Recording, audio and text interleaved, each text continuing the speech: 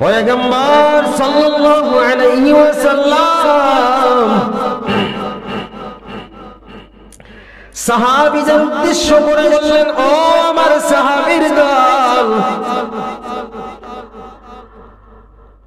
যদি কারো পিতা মাতা মা বাবা হায়াতের জিন্দেগিতে বেঁচে থাকে আর তুমি সন্তান তোমার জীবন দশায় তোমার পিতা মাতাকে পাও, তোমার পিতা মাতা জীবিত থাকে, তুমি তাদের দিকে নেক নজরে একবার তাকাও, তাহলে আল্লাহ তাআলা তোমার আমলনামায় একটি কবুল হজ্জের সওয়াব আমলনামায় লিখে দেবে।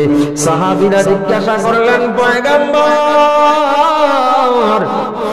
একবার যদি তাকাই তাহলে একটি কবুল হজ্জের সওয়াব আমলনামায় লিখে দেয়া হবে। যদি আমি বারবার তাকাই, বললেন বারবার যদি তাকাই। একজন সাহাবী বললেন, ইয়া রাসূলুল্লাহ, আল্লাহর পয়গম্বর, যদি 100 বার তাকাই। পয়গম্বর সাল্লাল্লাহু আলাইহি ওয়াসাল্লাম ইরশাদ করেন, যদি তুমি তোমার পিতা মাতার দিকে 100 বার তাকাও, 100 বার তাকাইলে 100 কবুল হজের সওয়াব আমলনামায় দিয়ে দেওয়া হবে। কত মর্যাদা!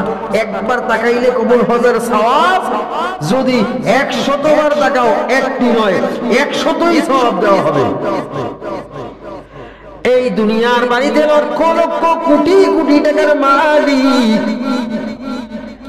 শত কোটি হাজার কোটি টাকার মালিক যদি বাইতুল্লাহর সামনে যায় হজ করার জন্য, যদি হাজী হয়, হজ করতে যায়, বাইতুল্লাহ তাওয়াফ করে, এই দুনিয়ার কোন বড় লোক, কোন কোটিপতি বলতে পারবে না যে আমি হজ করেছি, আমার হজটা আল্লাহ তাআলার দরবারে কবুল হয়েছে। বলতে পারবে?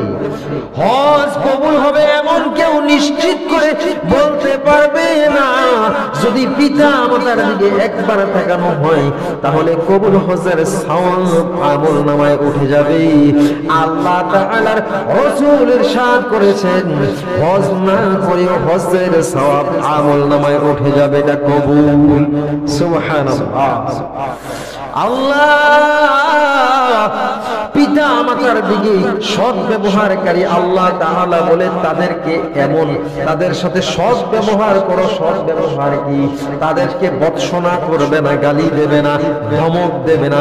তারা যখন বার্ধক্যে উপনীত হয়, বৃদ্ধ হয়ে যায়, এক বা দুইজন, অর্থাৎ মা বৃদ্ধ হয়েছে অথবা বাবা বৃদ্ধ হয়েছে অথবা উভয়ই বৃদ্ধ হয়েছে, অনেক সময় দেখা যায় আল্লাহ তাআলা এখানে এক বা উভয়ই ব্যাপারটা বলেছেন। এই জন্য অনেক সময় আমরা দেখতে পাই একজন মারা গিয়েছে, মৃত্যুবরণ করেছে, আরেকজন জীবিত আছে। বৃদ্ধ মা বেঁচে আছে, বাবা ইন্তেকাল করেছে। যদি বাবা ইন্তেকাল করে মায়ের সাথে খারাপ আচরণ করা যাবে না, আর যদি মা ইন্তেকাল করে বাবা বৃদ্ধ বেঁচে আছে তার সাথে খারাপ করা যাবে না। আল্লাহ তাআলা এই জন্য এখানে আলাদা আলাদা করে বলে দিয়েছেন। যদি একজন বৃদ্ধ হয়ে যায়, বৃদ্ধ বয়সে উপনীত হয় তোমার জীবন দশায়, অথবা তারা উভয়, এইভাবে আলাদা করে আল্লাহ বলে দিয়েছেন।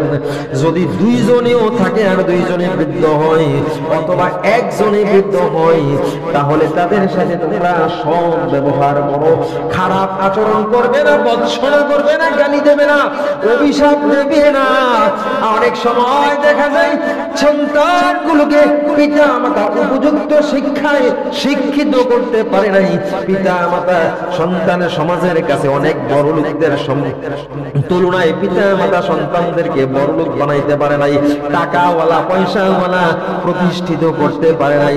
এই জন্য অনেক সন্তান পিতা মাতাকে এইভাবে বলে ফেলে, আমার মা বাবা শুধু শুধু খাইছে, কামাই করছে আর খাইছে, আমাদের জন্য কিছু করে নাই।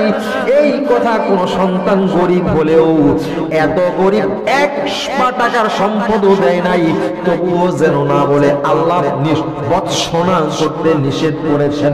নিষেধ আল্লাহ নিষেধ করেছেন।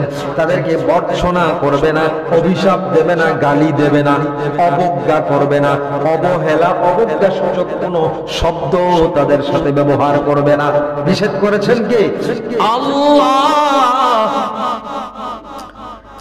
এখন যদি কোনো পিতা মাতা সন্তানকে লালন পালন করেছে, বড় করেছে, তাদেরকে কোনো সুশিক্ষায় শিক্ষিত করতে পারে নাই, লেখাপড়া করাতে পারে নাই, উপযুক্ত শিক্ষা দিতে পারে নাই, টাকা পয়সা অর্থ সম্পদ দিতে পারে নাই, তাহলে তাদেরকে গালি দেওয়া যাবে না, তাদের অভিশাপ দেওয়া যাবে না। কারণ তারা তোমাদেরকে জন্মের পর গলা টিপে মেরে ফেলে নাই, জন্মের পর তারা তোমাদেরকে ফেলে দেয় নাই।